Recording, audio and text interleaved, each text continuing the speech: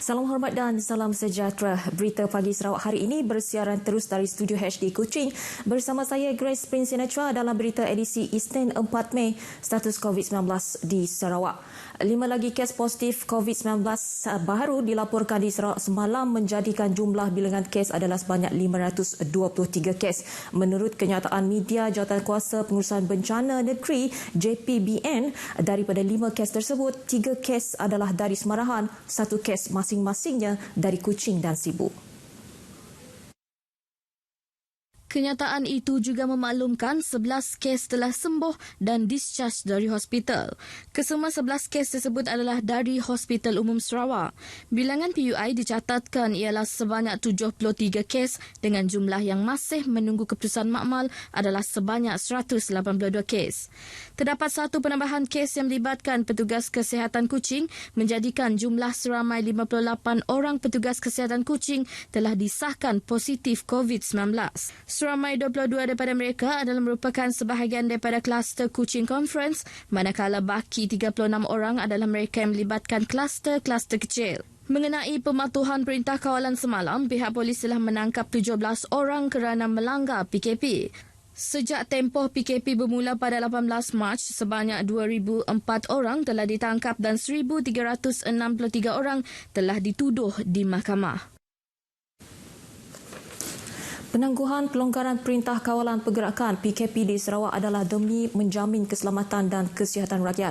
Menteri Muda Utiliti Sarawak Bekalan Elektrik Datuk Dr. Abdul Rahman Junaidi menyifatkan tindakan yang diambil kerajaan negeri itu adalah wajar. Datuk Dr. Abdul Rahman Junaidi berkata tindakan itu juga adalah berikutan keadaan semasa negeri ini yang belum pulih sepenuhnya dan dibimbangi ia mencetuskan gelombang yang lebih besar seandainya arahan PKP tidak dipatuhi seperti yang berlaku di beberapa negara lain. Faktor keluasan negeri Sarawak dan kesulitan dari segi perhubungan dan logistik di sesetengah tempat perlu diberi perhatian serius supaya usaha mengendalikan penularan wabak ini benar-benar berkesan. Beliau dalam satu kenyataan kepada RTM menambah adalah menjadi kebimbangan seandainya pergerakan orang awam yang terlibat dalam aktiviti ekonomi antara daerah akan menyebabkan penularan wabak ke kawasan yang lebih luas, terutamanya melibatkan pergerakan dari zon merah ke zon hijau. Situasi itu akan menambahkan bebanan kepada petugas barisan hadapan terutama kaki tangan kesihatan yang sedang bertungkus lumus memastikan wabak itu tidak terus menular. Menurutnya lagi, setakat ini tahap pematuhan PKP di Sarawak kini bertambah baik yang menyumbang kepada keberkesanan pembendungan jangkitan wabak ini dalam tempoh sebulan ini. Berhubung keputusan Kerajaan Negeri Sarawak mengekalkan status quo untuk tidak melaksanakan Perintah Kawalan Pergerakan PKP bersyarat atau PKPB telah mengundang reaksi positif masyarakat tempatan. Hasil tinjauan RTM mendapati rata-rata daripada mereka mengambil kira keadaan dan situasi Sarawak ketika ini. Ahli Perniagaan Tempatan Datuk Wong Tiong Hock berpendapat memandangkan status Kuching yang masih dalam kategori zon merah COVID-19, beliau bersetuju dengan keputusan kerajaan negeri itu yang telah diumumkan oleh Timbalan Ketua Menteri Datuk Ahmad Douglas Uga Embas yang juga pengerusi Jawatankuasa Pengurusan Bencana Negeri. He took the right decision. Sarawak, I think Sarawak still very serious. I mean in Kuching. For example, in Kuching, yesterday still got 9 cases. Dalam keadaan ketika ini, Muhammad Jabadi Nasir yang bekerja sebagai pembantu kesihatan awam Dewan Bandaraya Kuching Utara di BKU berkata, kerjasama daripada masyarakat sangat dituntut, lebih-lebih perkara berkaitan amalan pencegahan seperti penjarakan sosial.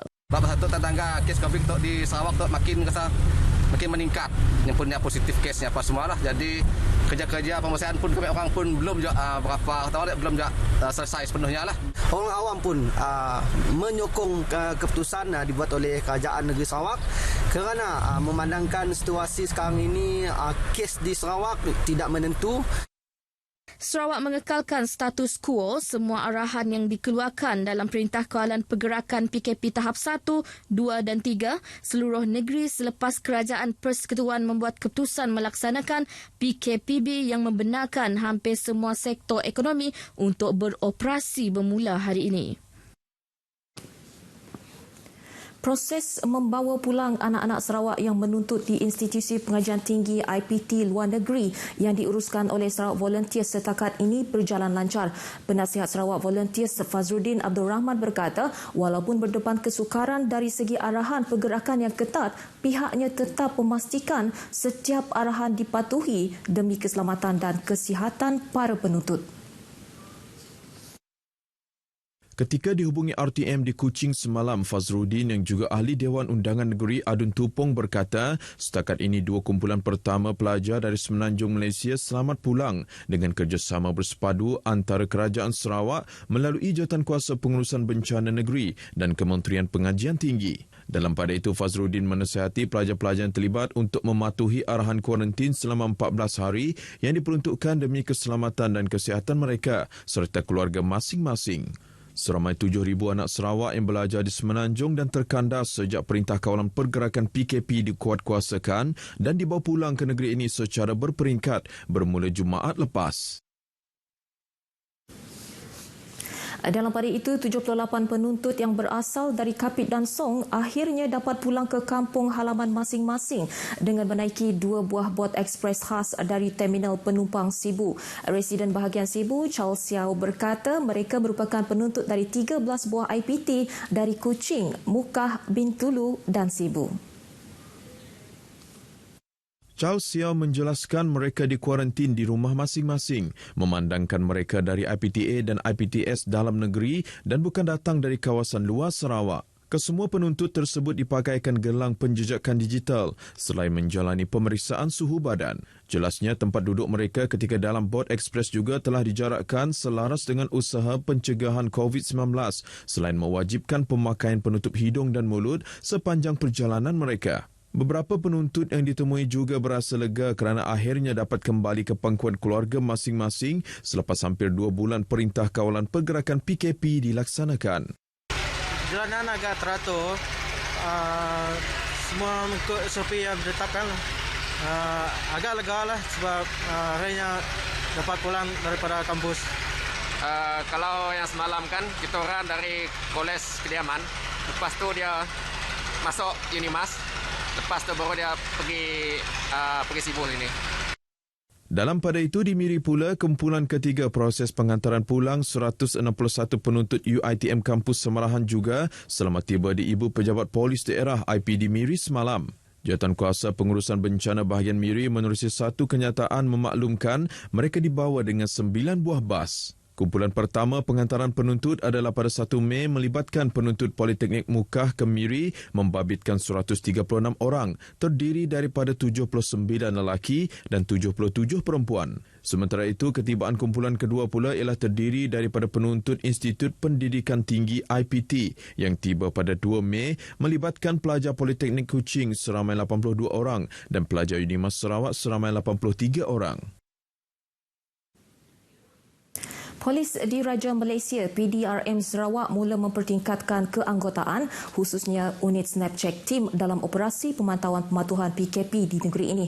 Pesuruhjaya Polis Sarawak Dato' Aidi Ismail yang dihubungi RTM memaklumkan penugasan unit itu lebih efektif dalam mengesan mereka yang ingkar PKP.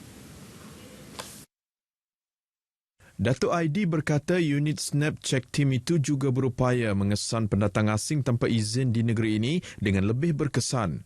Tambahnya untuk meningkatkan keanggotaan unit ini, beberapa lokasi sekatan jalan raya yang tidak strategik ditutup dan keanggotaan itu digunakan untuk unit Snapcheck Team. Walau bagaimanapun, sekatan jalan raya SJR yang ditutup tertakluk kepada ketua polis daerah masing-masing, manakala sekatan jalan raya terutamanya di sempadan daerah tidak ditutup bagi mengesan mereka yang cuba keluar dari daerah tanpa kebenaran atau kelulusan. Dato' Aidi juga menjelaskan penugasan ini tiada berkaitan dengan Perintah Kawalan Pergerakan Bersyarat PKPB, namun ia dipertingkatkan ekoran daripada jumlah tangkapan yang lebih tinggi dari unit tersebut. Unit Snapcheck Team ini juga pernah digunakan sebelum ini ketika melakukan rondaan di kawasan bandar, kawasan perumahan dan taman-taman.